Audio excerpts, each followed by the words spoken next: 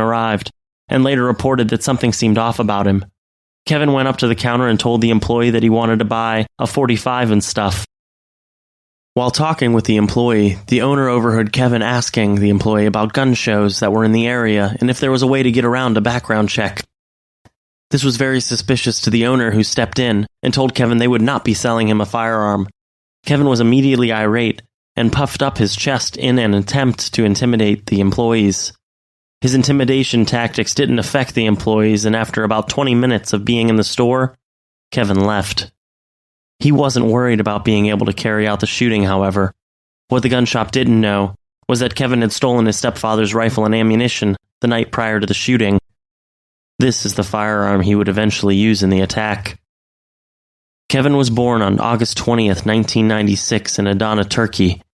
Kevin's mother was still in high school when he was born out of wedlock, something greatly opposed in Turkey. Because of this, his mother's family never truly accepted Kevin as one of their own. He witnessed his mother be beaten daily by her father and brothers. Kevin was also beaten by his grandfather and uncles on a daily basis. One of the uncles that used to beat Kevin is now in prison in Turkey for murder. He and his mother immigrated to the United States after his mother married a U.S. citizen. She met her future husband after meeting him in Turkey, where he was a U.S. Navy sailor. The new family then moved to Oak Harbor, Washington. Kevin was a naturalized American citizen and was devoted to his Sunni Muslim faith. Once in the United States, Kevin suffered from various issues, including health issues. He had an injury at birth, making it difficult to move one arm, and the other arm being significantly shorter than the other. He also suffered from kidney failure. When Kevin was 6 years old, he was run over by a bus and couldn't walk for months. Kevin graduated from Oak Harbor High School in 2015. He was not allowed to attend the graduation ceremony, however, as he had been suspended from school 2 weeks prior for poor behavior. It appears that this behavior wasn't uncommon for Kevin. A former classmate said that the shooter was not a nice person and bullied a lot of kids. He wasn't afraid of saying anything offensive or vulgar. He just didn't seem to care who he upset or offended. Over the years, Kevin's mom and stepfather took him to various doctors for mental health treatment. Kevin had been diagnosed with 13 different disorders. The disorders included PTSD, ADD, autism, depression, intermittent explosive disorders, as well as several substance abuse disorders. Kevin was very socially awkward, which made it difficult for him to find friends. He also wasn't a stranger to the criminal justice system. He had a prior record with 7 different cases between 2013 and 2015. He began drinking alcohol and smoking marijuana on a daily basis. On October 28, 2014, police were called to the home for a domestic dispute.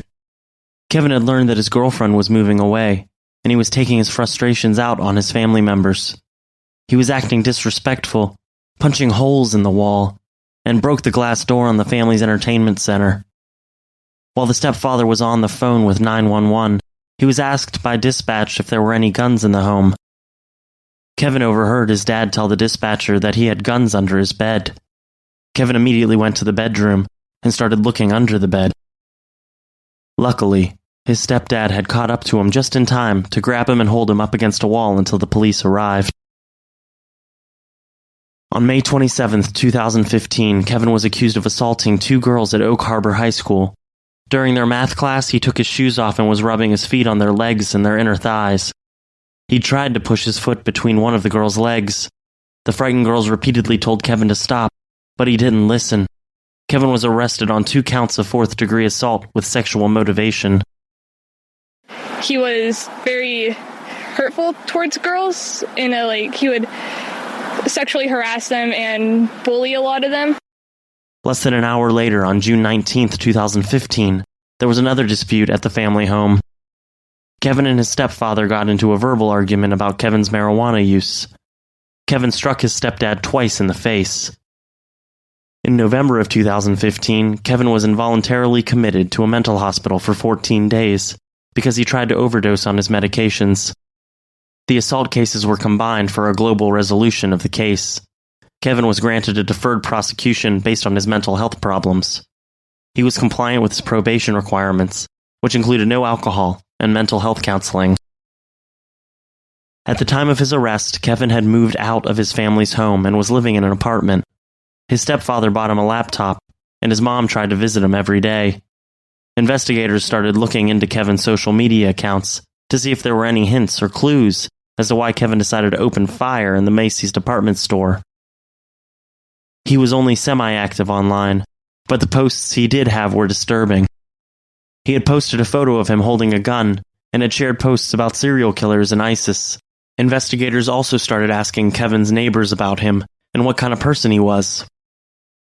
One neighbor, Amber Cathy, said that she was scared of Kevin and kept a taser by her front door just in case. She had complained to the landlord about his bizarre behavior and that she was scared of him, but there was really nothing the landlord could do. Early on, Kevin had sent Amber a picture on Snapchat of his crotch. She immediately blocked him and did whatever she could to avoid him. So I had people over for a party, and he wanted to come over because he claimed he knew one of the guys there, and I said, yeah, sure, why not, because I wanted to meet my neighbors and stuff. So when he came, he was really awkward, and he was weird, and he had weird interactions, like when you talked to him, he grunted, or he would just not say anything, or he was just really socially awkward. And he Snapchatted me like 3 or 4 times, and then on the 4th time, he actually Snapchatted me a picture of his crotch. And I screenshot it, and I was like, what are you trying to do? I'm not into this. I don't like you. I don't want, you're being hella creepy, blah, blah, blah. Oh, ever since that night, I didn't want to walk. I walk that way from my car, and I didn't want to walk that way ever since he was there. And so he'd always park next to me. If his car was there, I wouldn't walk that way. I'd walk this way, and I didn't feel safe. And I even put a taser on my desk right next to my door because I didn't feel safe. And if I'd see him and if he'd say something, I just wouldn't say anything, or I'd scoff at him. He'd just wave. I wouldn't look at him because he'd smoke a cigarette or something when I walk this way, and I'd just pretend I didn't see him. He gives such a weird vibe, and he's just a weirdo, man. It was apparent that Kevin did have severe anger issues. He had told an ex-girlfriend that he wanted to shoot people in the face that made him angry. In fact, this could have also been the motive to the shooting, as his ex-girlfriend worked at a Macy's department store. This girlfriend, however, no longer worked at Macy's in Burlington and was now working at a different Macy's. She had worked at the Burlington store for months. There were also some reports that the shooter yelled out a woman's name before he started shooting. However, to date, the name has not been released. His ex-girlfriend was warned not to date him by others due to his bizarre behavior, but she decided to give him a chance anyway. The two met when they worked together at the commissary on the local naval base. Almost immediately, the relationship became abusive. He would grab her arms, creating bruises, and try and choke her during sexual intercourse. When the police asked her how many times this happened, she said every time they had sex. He stated how he wanted to take her to Turkey with him, but she adamantly refused, which made him even more irate. In the beginning of 2015, she finally broke up with him, as she couldn't handle his violent behavior any longer. After she cut off all ties with him, he continuously attempted to contact her.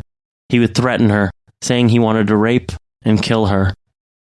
Kevin's mom later reported that anger issues run in their family, and that she was very worried he wasn't taking his medications as prescribed. The only contact that Kevin had with his family was with his grandmother, who was living in Oak Harbor, but had recently moved back to Turkey. This created a lot of stress for Kevin. His mother was worried about Kevin having any contact with her family back in Turkey due to the issues they both had suffered from in the past. She later found out that Kevin had been having contact with relatives in Turkey, and even had found his biological father. He was having conversations with them on Facebook, and spoke with them in Turkish. Since his stepdad served in the Navy, Kevin showed an interest in joining the military. Between January and August 2016, he inquired about enlisting in the Army, Navy, and the Marines. Due to his assaultive crime history and order forbidding him from possessing firearms, he was unable to serve in any branches of the military. On September 26, 2016, Kevin decided to confess his crime to the police. You are charged with 5 counts of murder in the first degree, and that's an allegation that on or about September 23, 2016, in the county of Skagit, state of Washington, you with premeditated intent to cause the death of another person, cause the death of that person. There are 5 counts, and as to each count, the maximum punishment is a fine of up to $20,000 and imprisonment for up to life. The minimum penalty is imprisonment for no less than 20 years. I don't know what his motivations were. I don't know what his motivations was to do this. I don't know what his motivations was to continue. I don't know what his motivations was to stop. But I certainly plan to find out through the investigation. While speaking to the police and telling them what he had done, he was smirking and smiling with absolutely zero remorse. He said that he didn't plan on the shooting, it just kind of happened. Kevin was ultimately charged with 5 counts of aggravated murder with premeditated intent. He was evaluated for mental health concerns after his arrest and was found competent without reservation. On April 16, 2017, Kevin hung and killed himself in his Snohomish County jail cell. The gunman accused of killing 5 people in a shooting at a Washington mall has died in prison. According to police, opened fire at the Cascade Mall in Burlington in 2016. He was charged with 5 counts of aggravated first-degree murder. Was found hanging in his jail cell at the Snohomish County Jail on Sunday night. Officials have not determined whether or not his death was a suicide. Police say he had previously attempted suicide. Thank you for listening to today's episode of Active Shooter, the podcast. Make sure to also check us out on social media. We have a discussion group on Facebook. Just search for Active Shooter, the podcast discussion group. You can also find us on Instagram at Active the Podcast and Twitter at Podcast Active. For just $1 a month, you can get access to ad-free episodes, early release episodes, and a shout-out on the show. Just go to www.patreon.com/active the podcast. Thank you, and be safe.